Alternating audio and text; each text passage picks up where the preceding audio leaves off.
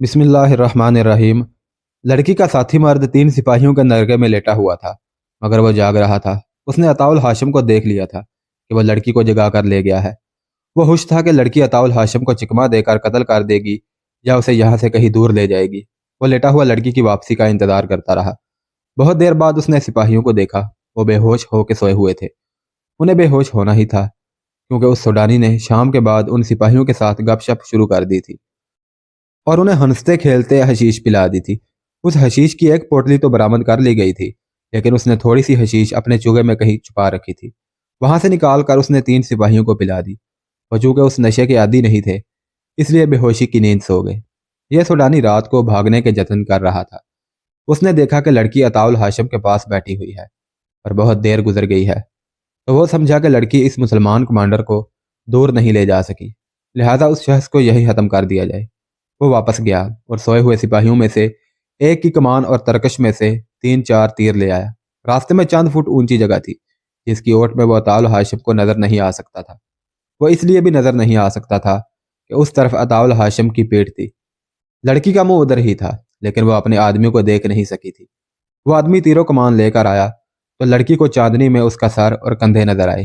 फिर उसे कमान नजर आई। अताउल हाशिम अपनी मौत से बेखबर बैठा था। उसका खंजर न्याम में पड़ा हुआ था और न्याम करीब ही रखी थी। लड़की ने न्याम उठाकर खंजर निकाल लिया। अताउल हाशिम झपट कर उससे खंजर छीनने ही लगा था कि लड़की ने नहायत तेजी से घुटनों के बल होकर अपने आदमी की तरफ पूरी ताकत से खंजर फेंका। फासला चंद गज था। उधर से आह की आवाज सुनाई दी। खंजर सुडानी की शाह रग में उतर गया था और उसने जख्मी होते ही तीर चला दिया था। निशाना चौक जाना जरूरी था। तीर अताउल हाशिम के करीब से गुजरा और धक की आवाज सुनाई दी। उसने देखा कि तीर लड़की के सीने में उतर गया था। वो दौड़कर उसकी तरफ गया जिस तरफ खंजर गया और तीर आया था। वहां सुडानी अपनी शाह रग से खंजर निकाल रहा था। उसने खंजर निकाल लिया और उठा। उस खतरे के पेश नज़र कि वो हमला करेगा, अताउल हाशिम ने उछलकर उसके पहलू में दोनों पांव जोड़कर मारे। सुडानी दूर जा पड़ा। अताउल हाशिम भी गिरा और फौरन उठ खड़ा हुआ। सुडानी ना उठ सका। उसकी शाह रग से खून उबल उबल कर निकल रहा था। अताउल हाशिम ने खंजर उठाया और लड़की के पास गया। लड़की सीने में अपने ही साथी और मुहाफिज का तीर लिए इत्मीनान से पड़ी थी। वो अभी जिंदा थी। तीर निकालने का कोई इंतजाम नहीं था। लड़की ने अताउल हाशिम का हाथ पकड़ लिया और कराहती हुई आवाज में बोली, मैंने तुम्हारी जान बचाई है। उसके एवज अपने खुदा से कहना कि मेरी रूह को अपनी पनाह में ले ले। मेरे जिस्म की तरह मेरी रूह भी इन सहराओं में ना भटकती रहे। मेरी उम्र गुनाहों में गुजरी है। मुझे यकीन दिलाओ कि खुदा इस एक नेकी के बदले मेरे सारे गुनाह बख्श देगा। मेरे सर पर इसी तरह हाथ फेरो जिस तरह अपनी बेटी के सर पर फेरा करते हो। अताउल हाशिम ने उसके सर पर हाथ फेर कर कहा, अल्लाह तेरे गुनाह बख्श दे। तुझसे गुनाह करवाए गए हैं, तू बेगुनाह है। तुझे किसी ने नेकी की रोशनी दिखाई ही नहीं। लड़की ने दर्द की शिद्दत से कराहते हुए अताउल हाशिम का हाथ बड़ी मजबूती से पकड़ लिया और बड़ी तेजी से बोलने लगी। उसने कहा, यहाँ से 3 कोस दूर सूडानियों का एक अड्डा है। वो लोग आप सबको ख़त्म करना चाहते हैं। और गौर से सुनो, आपकी फ़ौज इतनी ज़्यादा फैल गई है कि उसकी किस्मत में अब मौत या कैद है। आपके हर एक कमांडर और हर एक टोली के पीछे मुझ जैसी लड़कियां या मर्द लगे हुए हैं। मैं उस लड़की के साथ आपके 4 कमांडरों को फांस कर ख़त्म करा चुकी हूँ। मिस्र की फिक्र करो। सलीबियों ने वहाँ बड़े ही खतरनाक और खूबसूरत जाल बिछा दिए हैं। आपकी कौम और फौज में ऐसे मुसलमान हाकिम मौजूद हैं जो सलीबियों के तनख्वाहदार, जासूस और उनके वफादार हैं। उन्हें मुझ जैसी लड़कियां और बेपनाह दौलत दी जा रही है। मिस्र को बचाओ, सूडान से निकल जाओ, अपने गद्दारों को पकड़ो। मैं किसी का नाम नहीं जानती। जो मालूम था बता दिया है। आप पहले मर्द हैं जिसने मुझे बेटी कहा है। आपने मुझे बाप का प्यार दिया है। मैं इसका मुआवजा यही दे सकती हूँ कि आपको खतरों से आगाह कर दूँ। अपने बिखरे हुए दस्ते को इकट्ठा कर लो और हमला रोकने के लिए तैयार हो जाओ। 2-3 दिनों में आप पर हमला होगा। आतमियों और फिदाइयों से बचो। उन्होंने मिस्र में बहुत से ऐसे हाकिमों के कत्ल का मंसूबा तैयार कर लिया है जो सलाहुद्दीन अय्यूबी और अपनी कौम के वफादार हैं। लड़की की आवाज़ डूबती और रुकती गई और एक लंबे सांस के बाद वो हमेशा के लिए खामोश हो गई। सुबह तुलू हुई तो अताउल हाशिम दोनों लाशों और जिंदा लड़की को साथ लेकर तकीउद्दीन के पास चला गया। उसे सारा वाकया सुनाया और लड़की की आखिरी बातें भी सुनाई। तकीउद्दीन पहले ही परेशान था। वह सटपटा उठा। उसने कहा, अपने भाई की इजाज़त और हदायत के बगैर मैं पिस्पा नहीं होना चाहता। मैंने एक जिम्मेदार ज़हीन कमांडर को कर्क भेजा है। उसकी वापसी तक साबित कदम रहो। सुल्तान अयूबी ने कासद कमांडर की बयान की हुई جنگی صورتحال پر غور کیا تو اپنے مشیروں کو بلا کر انہیں بھی تفصیل سنائی۔ اس نے کہا بکھری ہوئی فوج کو یکجا کر کے پیچھے ہٹانا آسان کام نہیں، دشمن انہیں یکجا نہیں ہونے دے گا۔ سپاہی سے اس فوج کے جذبے پر بھی برا اثر پڑے گا جو مصر میں ہے اور جو یہاں میرے ساتھ ہے، اور قوم کا دل ٹوٹ جائے گا۔ مگر حقائق سے فرار بھی ممکن نہیں، اپنے آپ کو فریب دینا بھی خطرناک ہے۔ حقائق کا تقاضا یہ ہے کہ تقی الدین اپنی فوج کو واپس لے آئے۔ ہم اسے کمک نہیں دے سکتے، ہم کرک کا محاصرہ اٹھا کر اس کی مدد کو نہیں پہنچ سکتے۔ میرے بھائی نے بہت بڑی غلطی کی ہے، بڑی ہی قیمتی فوج ضائع ہو رہی ہے۔ یہ ذاتی وقار کا مسئلہ نہیں بننا چاہیے، ایک اعلیٰ حکام نے کہا۔ ہمیں سوڈان کی جنگ سے دستبردار ہونے کا فیصلہ کرنا چاہیے۔ قائدین اور حکام کے غلط فیصلوں سے فوج بدنام ہو رہی ہے۔ ہمیں قوم کو صاف الفاظ میں بتا دینا چاہیے کہ سوڈان میں ہماری ناکامی کی ذمہ داری فوج پر عائد نہیں ہوتی۔ بلا شبہ یہ میرے بھائی کی غلطی ہے، سلطان ایوبی نے کہا، اور یہ میری غلطی بھی ہے کہ میں نے تقی الدین کو اجازت دی تھی کہ حالات کے مطابق وہ جو کارروائی مناسب سمجھے مجھ سے پوچھے بغیر کر گزرے۔ اس نے اتنی بڑی کارروائی حقائق کا جائزہ لیے بغیر کر دی اور اپنے آپ کو دشمن کے رحم و کرم پر چھوڑ دیا۔ میں اپنی اور اپنے بھائی کی لغزشوں کو اپنی قوم سے اور نور الدین زنگی سے چھپاؤں گا نہیں۔ میں تاریخ کو دھوکہ نہیں دوں گا۔ میں اپنے کاغذات میں تحریر کرواؤں گا کہ اس شکست کی ذمہ دار فوج نہیں ہم تھے، ورنہ ہماری تاریخ کو آنے والے حکمران ہمیشہ دھوکہ دیں گے۔ میں سلطنت اسلامیہ کے آنے والے حکمرانوں کے لیے یہ مثال قائم کرنا چاہتا ہوں کہ وہ اپنی لغزشوں پر پردہ ڈال کر بے گناہوں کو تاریخ میں ذلیل نہ کریں۔ یہ ایسی غلطی اور ایسا فریب ہے کہ کرہ ارض پر اسلام کو پھیلنے کی بجائے سکڑنے پر مجبور کر دے گا۔ سلطان ایوبی کا چہرہ لال ہو گیا، اس کی آواز کانپنے لگی۔ یوں معلوم ہوتا تھا جیسے وہ اپنی زبان سے پسپائی کا لفظ کہنا نہیں چاہتا۔ وہ کبھی پسپا نہیں ہوا تھا، اس نے بڑے ہی مشکل حالات میں جنگیں لڑی تھی، مگر اب حالات نے اسے مجبور کر دیا تھا۔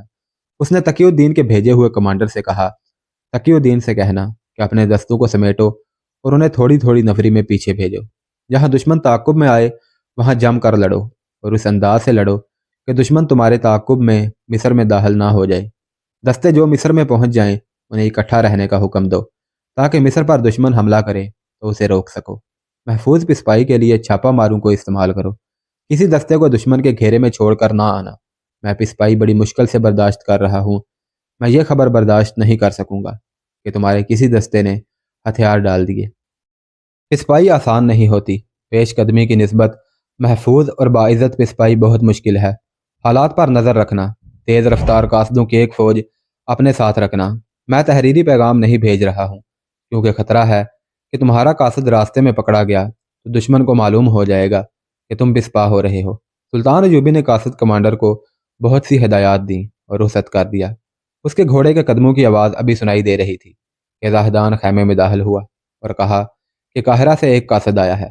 سلطان ایوبی نے اسے اندر بلا لیا۔ وہ انٹیلیجنس کا عہدیدار تھا، وہ مصر کے اندرونی حالات کے متعلق حوصلہ شکن خبر لایا تھا۔ اس نے بتایا کہ وہاں دشمن کی تحریب کاری بڑھتی جا رہی ہے۔ علی بن سفیان اپنے پورے محکمے کے ساتھ شب و روز مصروف رہتا ہے۔ حالات ایسے ہو گئے ہیں کہ فوجی بغاوت کا خطرہ پیدا ہو گیا ہے۔ سلطان ایوبی کے چہرے کا رنگ ایک بار تو اڑ ہی گیا۔ اگر صرف مصر کا غم ہوتا تو وہ پرواہ نہ کرتا۔ اس نے مصر کو بڑے ہی خطرناک حالات سے بچایا تھا۔ صلیبیوں اور فاطمیوں کی تحریب کاری کی بڑی ہی کاری ضربیں بیکار کی تھیں۔ سمندر کی طرف سے صلیبیوں کا بڑا ہی شدید حملہ روکا تھا۔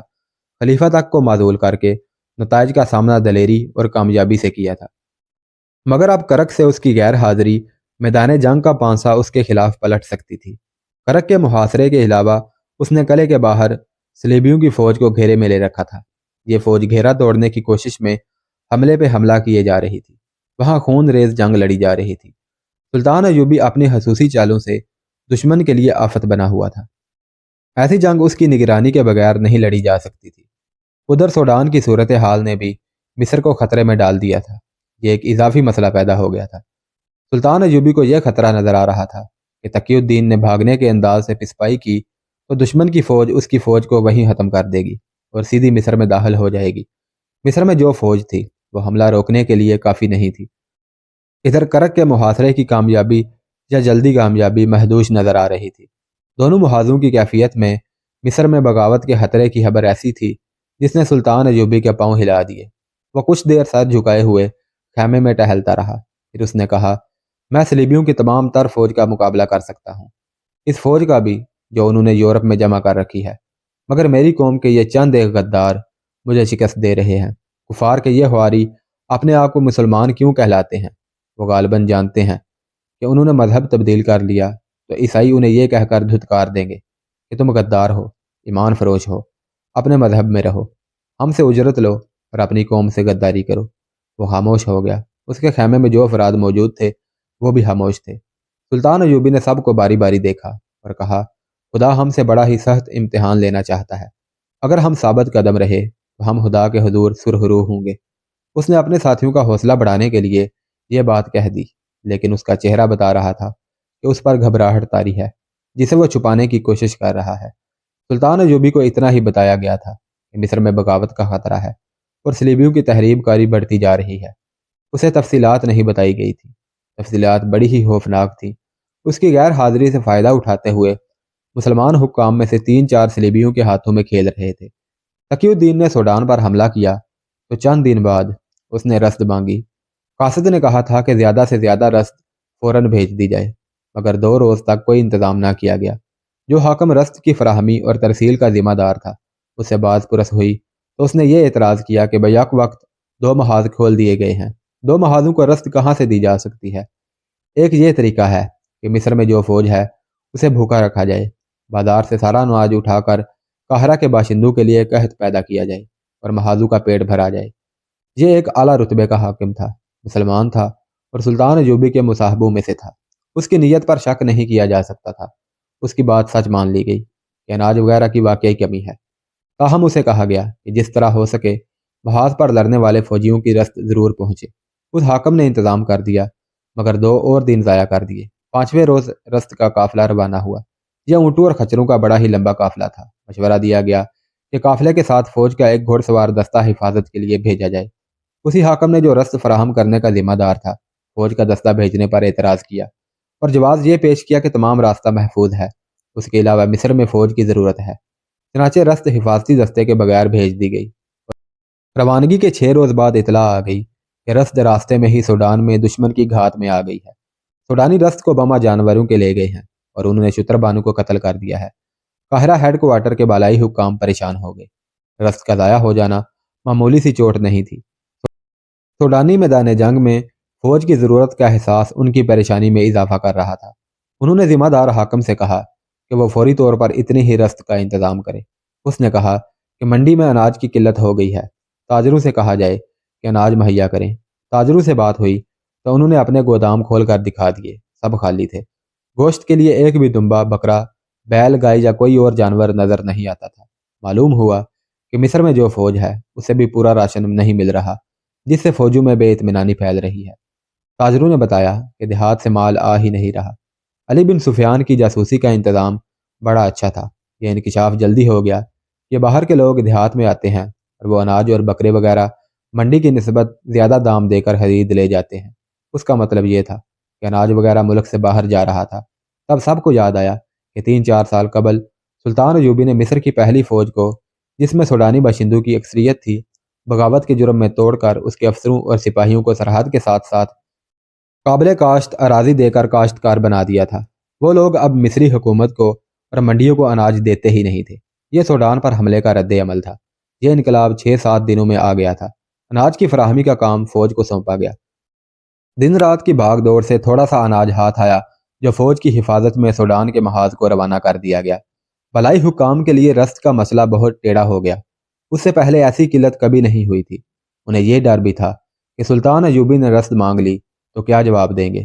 سلطان ایوبی کبھی بھی تسلیم نہیں کرے گا کہ مصر میں اناج کا قحط پیدا ہو گیا ہے۔ اس مسئلے کا حل تلاش کرنے کے لیے 3 حکام کی ایک کمیٹی بنائی گئی۔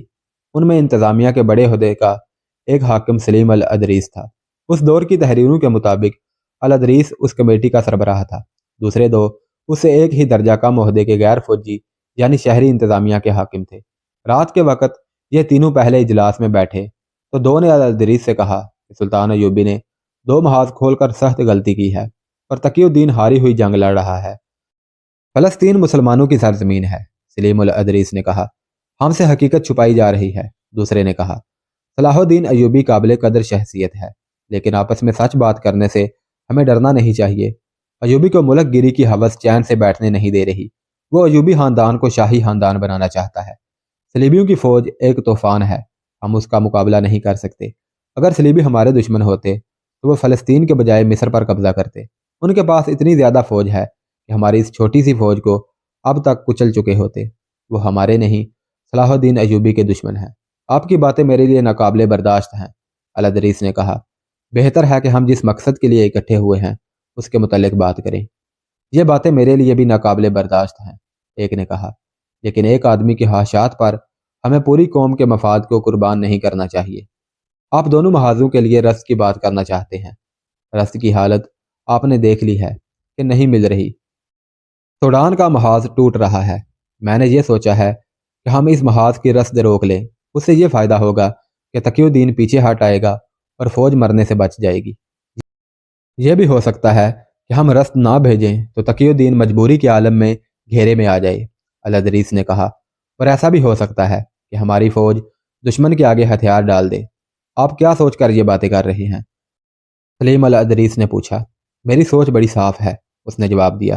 सलाहुद्दीन अयूबी हम पर फौजी हुकूमत ठोंसना चाहता है। वो सलीबियों से मुसलसल महाज आराई करके कौम को बताना चाहता है कि कौम की सलामती की दामन सिर्फ फौज है और कौम की किस्मत फौज के हाथ में है। अगर अयूबी अमन पसंद होता तो सलीबियों और सूडानियों के साथ जंग ना करने और सुलह जोई से रहने का मुआहदा कर लेता। अल-अदरीस सटपटा उठा। वह सुल्तान अयूबी के खिलाफ और सलीबियों की हमायत में कोई बात सुनना नहीं चाहता था। इजलास में गर्मा गर्मी हो गई। कमेटी के 2 मेंबर उसे बात भी नहीं करने दे रहे थे। उसने आहर तंग आकर कहा, मैं इजलास बर्खास्त करता हूँ। कल ही मैं आपकी राय और तजावीज़ कलम बंद करके महाज पर अमीर मिस्र को भेज दूंगा। वो गुस्से में उठ खड़ा हुआ। एक मेंबर वहां से चला गया। दूसरा, जिसका नाम अरसलान था, अल-अदरीस के साथ रहा। अरसलान का शजरा नस्ब सूडानियों से मिलता था। उसने अल-अदरीस से कहा, आप शख्सियत परस्त और जज्बाती मुसलमान हैं। मैंने हकीकत बयान की और आप नाराज़ हो गए। मैं अब आपको यह मशवरा देता हूँ कि मेरे खिलाफ सलाहुद्दीन अयूबी को कुछ ना लिखना, आपके लिए अच्छा ना होगा। उसके लहजे में चैलेंज और धमकी थी। अल-अदरीस ने उसकी तरफ सवालिया निगाहों से देखा तो अरसलान ने कहा, अगर आप पसंद फरमाएं तो मैं आपके साथ अलहदा में बात करूंगा। यहीं कर लो, अल-अदरीस ने कहा। मेरे घर चलें, अरसलान ने कहा। खाना मेरे साथ खाएं, मगर यह ख्याल रखें कि यह मुलाकात एक राज होगी। अल-अदरीस उसके साथ उसके घर चला गया। अंदर गया तो उसे यूं लगा जैसे किसी बादशाह के महल में आ गया हो। अरसलान इतनी ज़्यादा ऊंची हैसियत का हाकिम नहीं था। दोनों कमरे में बैठे ही थे। एक खूबसूरत लड़की नहायत खूबसूरत सराही और चांदी के 2 प्याले चांदी के गोल थाल में रखे हुए अंदर आई और उनके आगे रख दिया। अल-अदरीस ने बू से जान लिया कि यह शराब है। उसने पूछा, अरसलान, तुम मुसलमान हो और शराब पीते हो? अरसलान मुस्कुरा दिया और बोला, एक घूंट पी लें, आप इस हकीकत को समझ जाएंगे जो मैं आपको समझाना चाहता हूँ। 2 सूडानी हबशी अंदर आए। उनके हाथों में चमकती हुई तश्तरी में खाना था। खाना लग चुका तो अल-अदरीस हैरत से अरसलान को देखने लगा। अरसलान ने कहा, हैरान ना हूँ मोहतरम अल-अदरीस, यह शान शौकत आपको भी मिल सकती है। मैं भी आपकी तरह पारसा हुआ करता था, मगर अब इस तरह की 2 लड़कियां मेरे घर में हैं। दमिश्क और बगदाद के अमीरों और वजीरों के घरों में जाकर देखो, उन्होंने इस तरह की हसीन और जवान लड़कियों से हरम भर रखे हैं। वहाँ शराब बहती है। ये लड़कियां, ये दौलत और ये शराब सलीबियों की करम नवाजियाँ हैं, अल-अदरीस ने कहा। और उतर शराब ने सुल्तनत इस्लामिया की जड़ें खोखली कर दी हैं। आप सलाहुद्दीन अयूबी के अल्फाज में बात करते हैं, अरसलान ने कहा। यही आपकी बदनसीबी है। तुम क्या कहना चाहते हो? अल-अदरीस ने झुंझलाकर पूछा। मुझे शक है कि तुम सलीबियों के जाल में आ गए हो। मैं फौज का गुलाम नहीं बनना चाहता, अरसलान ने कहा। मैं फौज को गुलाम बनाना चाहता हूँ। उसका वाहिद तरीका यह है कि सूडान में तकीउद्दीन को रस्त और कुमक ना दी जाए। उसे धोखा दिया जाए कि कुमक आ रही है। उसे झूठी उम्मीदों पर लड़ाते रहो, हत्ता कि वो हथियार डालने पर मजबूर हो जाए। जाहिर है सूडानी उसे कत्ल कर देंगे और उसकी फौज हमेशा के लिए उधर ही खत्म हो जाएगी। हम फौज को शिकस्त का जिम्मेदार ठहराकर उसे कौम की नज़रों में जलील कर देंगे। फिर कौम सलाहुद्दीन अयूबी की फौज से भी मुतनफ़र हो जाएगी। आपको कोई नुकसान नहीं होगा। उसका आपको इतना और ऐसा मुआवजा मिलेगा जिसका आप तसव्वुर भी नहीं कर सकते। मैं तुम्हारा मतलब समझ गया हूँ, अल-अदरीस ने कहा। तुम इतनी खतरनाक बातें इतनी दिलेरी से किस तरह कर रहे हो? क्या तुम नहीं जानते कि मैं तुम्हें गिरफ्तार करके गद्दारी की सजा दिला सकता हूँ? क्या मैं ये नहीं कह सकूंगा कि आप मुझ पर झूठा इल्ज़ाम आयद कर रहे हैं? अरसलान ने कहा। صلاح الدین ایوبی میرے خلاف ایک لفظ نہیں سنے گا۔ الادریس سٹپٹا اٹھا۔ وہ حیران تھا کہ اتنے بڑے عہدے کا حاکم کس قدر شیطان ہے اور وہ کتنی دلیری سے باتیں کر رہا ہے۔ دراصل ادریس خود مرد مومن تھا۔ وہ سمجھ ہی نہیں سکتا تھا کہ ایمان کو نیلام کر دینے والے ذلت کی کن پستیوں تک پہنچ سکتے ہیں۔ اس کے پاس ارسلان کو پابند کرنے اور راہ راست پر لانے کا ایک ہی ذریعہ تھا۔ وہ ارسلان کے عہدے سے زیادہ بڑے عہدے کا حاکم تھا۔ اس نے ارسلان سے کہا، میں جان گیا ہوں کہ تم کیا کہنا چاہتے ہو اور تم کیا کر رہے ہو۔ تم جس جرم کے مرتکب ہو رہے ہو اس کی سزا موت ہے۔ میں تمہیں یہ رعایت دیتا ہوں کہ 7 روز کے اندر اپنا رویہ درست کر لو اور دشمن سے تعلقات توڑ کر مجھے یقین دلاؤ کہ تم خلافت بغداد اور اپنے قوم کے وفادار ہو۔ میں تمہیں رسط کی ذمہ داری سے سبکدوش کرتا ہوں۔ یہ انتظام ہم خود کر لیں گے۔ اگر مجھے ضرورت محسوس ہوئی تو میں تمہیں اسی محل میں جو تمہیں صلیبیوں نے بنا دیا ہے نظر بند کر دوں گا۔ 7 دن بڑی لمبی رعایت ہے، کہیں ایسا نہ ہو کہ 8ویں روز تمہیں جلاد یہاں سے نکالیں۔ الادریس اٹھ کھڑا ہوا۔ اس نے دیکھا کہ ارسلان مسکرا رہا تھا۔ ارسلان نے کہا، محترم الادریس، آپ کے 2 بیٹے ہیں، دونوں جوان ہیں۔ ہاں، الادریس نے کہا۔ اور پوچھا، کیا ہے میرے بیٹوں کو؟ کچھ نہیں، ارسلان نے کہا۔ میں آپ کو یاد دلا رہا ہوں کہ آپ کے 2 جوان بیٹے ہیں اور یہی آپ کی کل اولاد ہے۔ الادریس اس اشارے کو سمجھ نہ سکا۔ اس نے کہا، شراب نے تمہارا دماغ خراب کر دیا ہے، اور وہ باہر نکل گیا۔ ارسلان کے گھر سے نکل کر الادریس سلطان ایوبی کے ماہر جاسوس علی بن سفیان کے گھر چلا گیا اور اسے ارسلان کی باتیں سنائیں۔ علی بن سفیان نے اسے بتایا کہ ارسلان اس کی مشتبہ فہرست میں ہے، لیکن اس کے خلاف کوئی ثبوت نہیں مل رہا، تاہم وہ جاسوسوں کی نظر میں ہے۔ الادریس بہت پریشان تھا اور حیران بھی کہ ارسلان اتنی دلیری سے غداری کا مرتکب ہو رہا ہے۔ علی بن سفیان نے اسے بتایا کہ وہ اکیلا نہیں، غداری منظم طریقے سے ہو رہی ہے۔ اس کے جراثیم فوج میں بھی پھیلا دیے گئے ہیں۔ اس وقت سب سے بڑا مسئلہ سوڈان کے محاذ کے لیے رسط کا تھا۔ الادریس نے اسے بتایا کہ اس نے ارسلان کو اس کی ذمہ داری سے سبکدوش کر دیا ہے اور رسط کا انتظام اب خود کرنا ہے۔ علی بن سفیان نے اسے بتایا کہ ایک سازش کے تحت دیہات سے اناج اور بکرے وغیرہ سرحد سے باہر بھجوائے جا رہے ہیں۔ منڈی میں غلے اور دیگر سامان خورد و نوش کا مصنوعی قحط پیدا کر دیا گیا ہے۔ اس نے بتایا کہ اس نے اپنے جاسوسوں اور مخبروں کو یہ کام دے رکھا ہے کہ رات کو ادھر ادھر گھومتے رہا کریں، جہاں کہیں انہیں اناج کی ایک بوری بھی جاتی نظر آئے پکڑ لیں۔ طویل بات چیت کے بعد انہوں نے رسط کے انتظام کا کوئی طریقہ سوچ لیا۔ سلیم الادریس اس قومی مہم اور اپنے فرائض میں اس قدر مگن تھا کہ اس کے ذہن سے ارسلان کا یہ اشارہ نکل گیا کہ تمہارے 2 جوان بیٹے ہیں اور یہی تمہاری کل اولاد ہے۔ الادریس کو اپنے بیٹوں کے کردار پر بھروسہ تھا، مگر جوانی اندھی ہوتی ہے۔ قاہرہ میں سلطان ایوبی کی غیر حاضری میں بدکاری کی ایک لہر آئی تھی جس نے نوجوان ذہن کو لپیٹ میں لینا شروع کر دیا تھا۔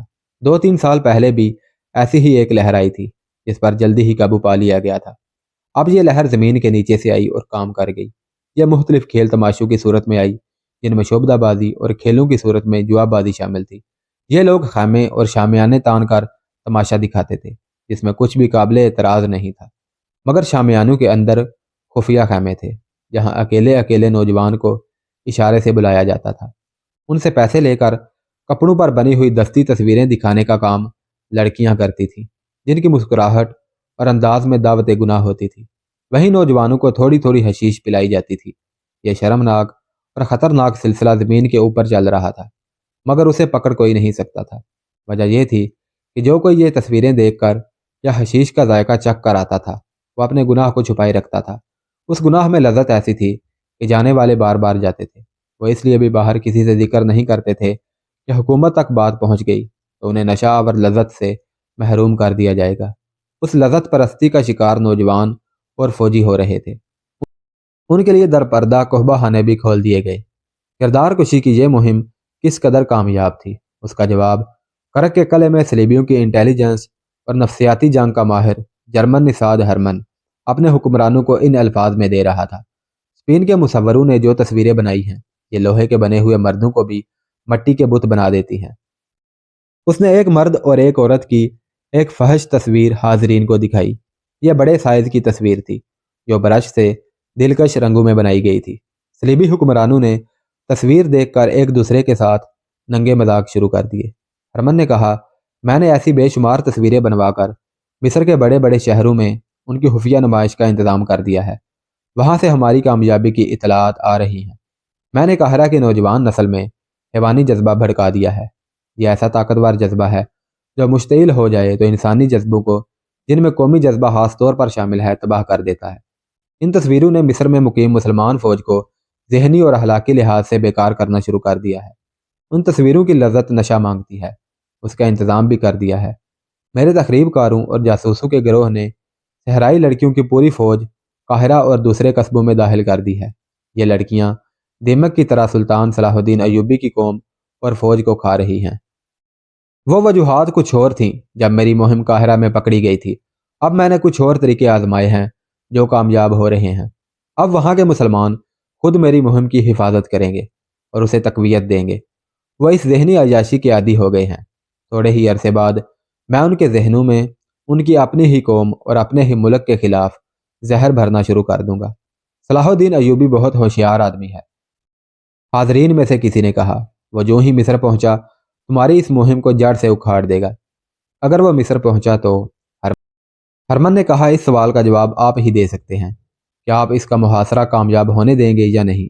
بے شک اس نے ریمانڈ کی فوج کو قلعے سے باہر گھیرے میں لے رکھا ہے اور قلعہ اس کے محاصرے میں ہے، لیکن یہ گھیرا اور یہ محاصرہ اسی کے لیے نقصان کا باعث بن سکتا ہے۔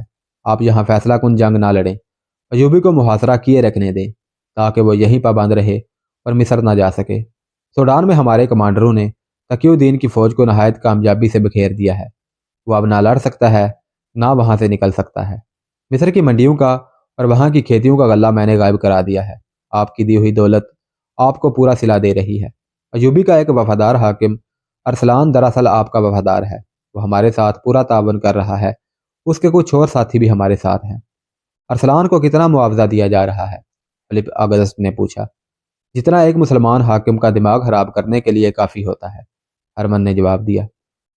عورت اور شراب، دولت اور حکومت کا نشہ کسی بھی مسلمان کا ایمان خرید سکتا ہے۔ وہ میں نے خرید لیا ہے۔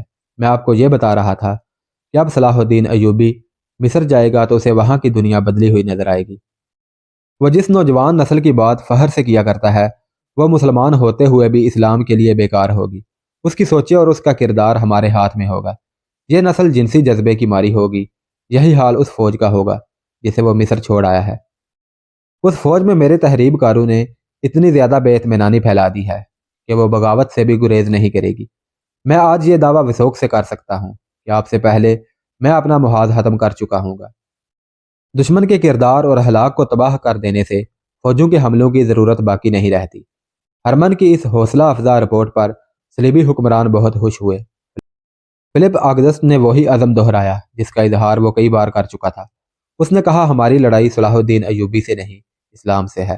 ایوبی بھی مر جائے گا، ہم بھی مر جائیں گے، لیکن ہمارا جذبہ اور عزم زندہ رہنا چاہیے تاکہ اسلام بھی مر جائے اور دنیا پر صلیب کی حکمرانی ہو۔ اس کے لیے یہ ضروری تھا کہ ایسا محاذ کھولا جائے جہاں سے مسلمانوں کے نظریات اور کردار پر حملہ کیا جائے۔ میں ہرمن کو خراج تحسین پیش کرتا ہوں کہ اس نے محاذ نہ صرف کھول دیا ہے بلکہ حملہ کر کے ایک حد تک کامیابی بھی حاصل کر لی ہے۔